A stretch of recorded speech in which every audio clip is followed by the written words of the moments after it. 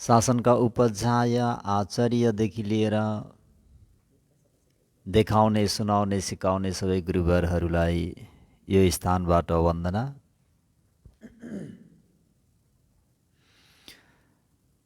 साथै गुरुवरहरूको आशीर्वादलाई शिरोधारण गरी सधर्म प्रेमी उपासक उपासिकाहरूमा दिनानुदिनको मङ्गलमयको शुभ मैत्री कामना व्यक्त गर्दै सबैको मङ्गल होस्, भलो होस्, कल्याण होस् भन्ने मङ्गल मैत्रीलाई अगाडि सारी सधर्म प्रेमीहरू हो,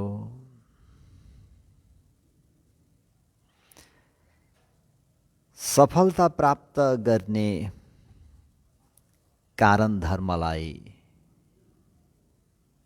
म उपदेश वा धर्म उपहार दिन गइरहेको छु। जीवनमा सफलता प्राप्त गर्नको निम्ति, जीवनमा टप 10 अन्तर्गत पर्नको निम्ति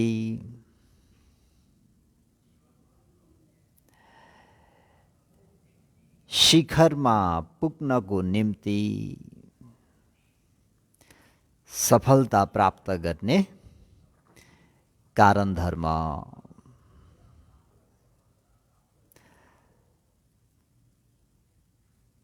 त हामी नम्बर 1 मा छन्द भनेको इच्छा, चाहना। के बन्न चाहनुहुन्छ? के बन्न चाहनुहुन्छ? जीवनमा के प्राप्त गर्न चाहनुहुन्छ? जीवनमा के बन्न चाहनुहुन्छ? उद्देश्य हुनु पर्यो। सधर्म प्रेमी उपासक उपासिकाहरू हो, लक्ष्य हुनु पर्यो, टार्गेट हुनु पर्यो, एम हुनु पर्यो। त जीवनमा के बन्ने, के हुने, जीवनमा के प्राप्त गर्न चाहनु भएको,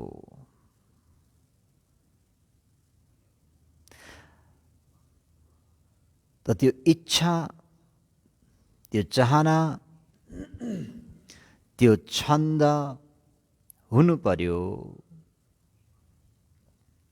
जुन व्यक्तिमा उद्देश्य हुन्छ, लक्ष्य हुन्छ, टार्गेट हुन्छ, त्यो व्यक्तिले त्यो उद्देश्य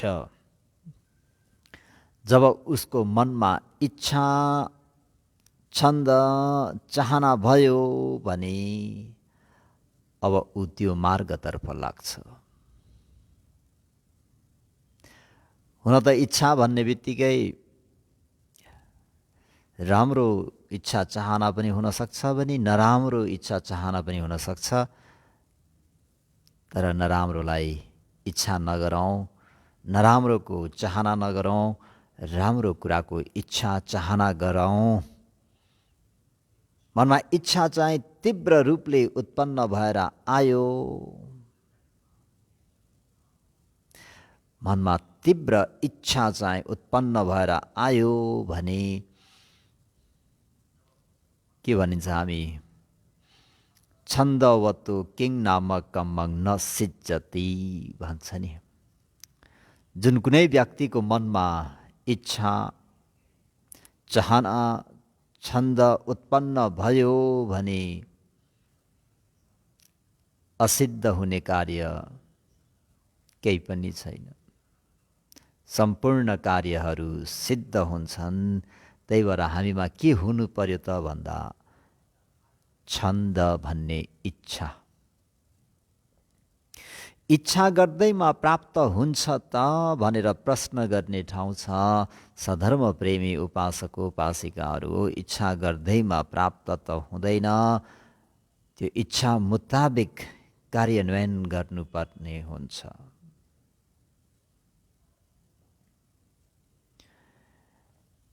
इच्छा मुताबिकको कार्य के बन्न चाहेको हो, के प्राप्त गर्न चाहेको हो, त्यो कुरालाई ठिक प्रकारले प्राप्त गर्नको निम्ति कुन अङ्गले युक्त हुनु पर्यो त भन्दा वीर्य वीरानङ भावो वीर्यो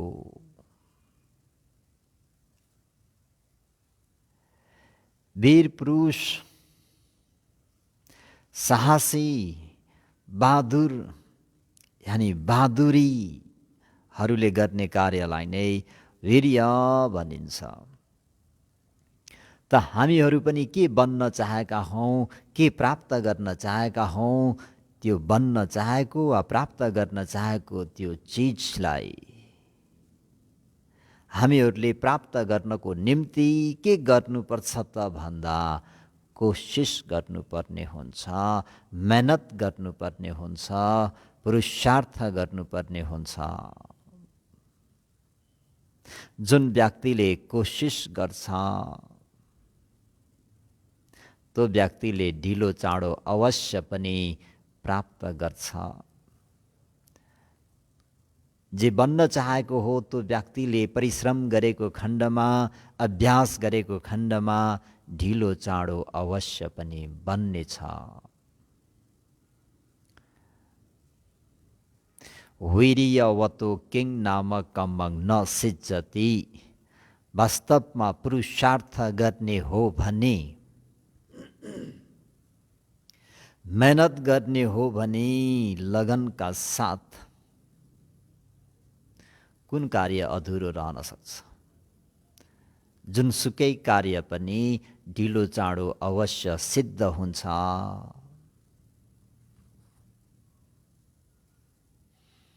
है भगवान शास्त्रले तपाईँ हामीहरूलाई दिनुभएको टप 10 अन्तर्गत पर्नको निम्ति वा सफलता प्राप्त गर्नको निम्ति वा हिम शिखरमा पुग्नको निम्ति वा उत्कृष्ट व्यक्ति बन्नको निम्ति गर्नुपर्ने के त भन्दा नम्बर 1 मा टार्गेट हुनु पर्यो, छन्द, इच्छा हुनु पर्यो, प्रबल इच्छा हुनु पर्यो। इच्छा भएर मात्र हुँदैन, इच्छा मुताबिक त्यो के बन्न चाहनु भएको हो, कहाँ पुग्न चाहनु भएको हो,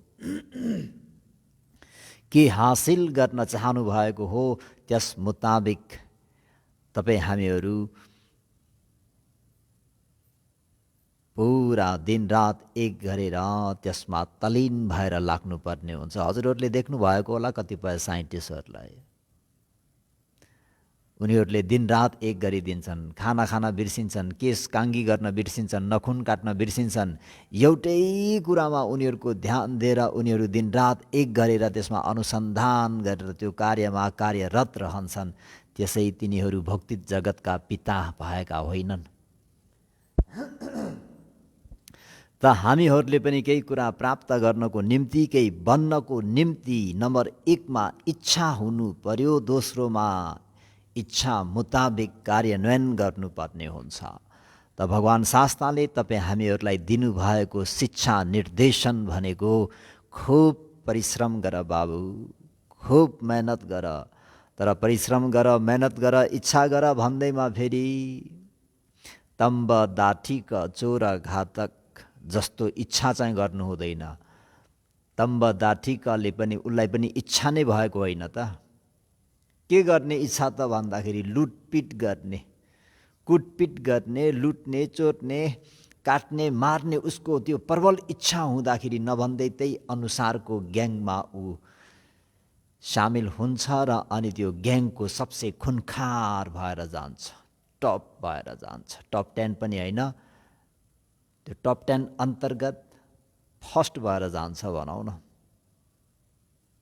है अन्तिममा आफ्नै सहपाठीहरूलाई पनि मारेर ऊ एक्लो जागिरे भएर जीविको यापन गर्छ। त्यस प्रकारको इच्छा चाहिँ गर्नु भनेको होइन। र पनि यहाँ त्यसलाई के त भन्दा इच्छा भयो कि म गुन्डा बन्न चाहन्छु।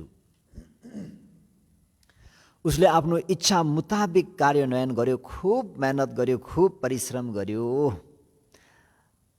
त्यसैमा ऊ दत्त चित्त भएर लाग्यो। आफ्ना परिवारहरूलाई पनि छाडेर त्यो ग्याङमा जब ऊ सामेल भयो त उसको ध्यान कतै छैन, त्यसैमा दत्तचित्त। दरिलो मन, बलियो मन, स्थिर मनले ऊ त्यो कार्यमा रत भयो। तर के त भन्दा प्रज्ञा ज्ञान चाहिँ लगाउन नसक्दाखेरि ऊ कुलतमा भनौँ अथवा नराम्रो कार्यमा ऊ टप 10 होइन कि नम्बर 1 नै भयो। त हामीहरूको पनि कुनै लक्ष्य हुनु पर्यो, उद्देश्य हुनु पर्यो। त्यो लक्ष्य वा उद्देश्य मुताबिक हामीहरू दिनरात एक गरेर परिश्रम गर्नुपर्ने हुन्छ र संसारमा हामीहरूको पनि चित्त चाहिँ त्यसैमा दत्त चित्त, स्थिर चित्त, दरिलो बलियो चित्तले तपाईँ हामीहरू लागि पर्नुपर्ने हुन्छ।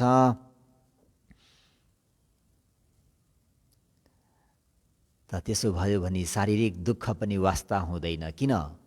लक्ष्य रह्यो नि त अगाडि, म त्यो चिज प्राप्त गर्छु अथवा म त्यहाँ पुग्छु भनेपछि जति नै शारीरिक दुःख, पीडा, कष्ट, विघ्न, बाधा आए तापनि उसको मन चाहिँ सबल भएको हुन्छ, मन दरिलो भएको हुन्छ। त बीचमा आएका विघ्न बाधाहरूलाई पेलेरै ऊ अगाडि बढेर जान्छ।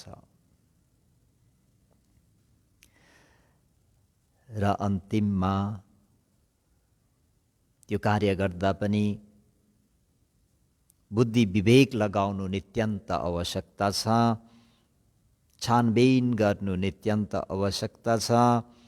राम्ररी बुद्धि विवेक लगाएर चाहिँ हामी त्यो कार्यमा दत्तचित्त भएर लाग्यौँ भने हामीहरू बन्न चाहेको, हामीहरूले प्राप्त गर्न चाहेको, हामीहरूको त्यो लक्ष्य वा त्यो उद्देश्य अवश्य पनि ढिलो चाँडो सफल हुन्छ भनेर भगवान् शास्त्रले 4 मूल मन्त्र दिई बक्सनु भएको छ। उद्देश्यविहीन व्यक्ति भनेको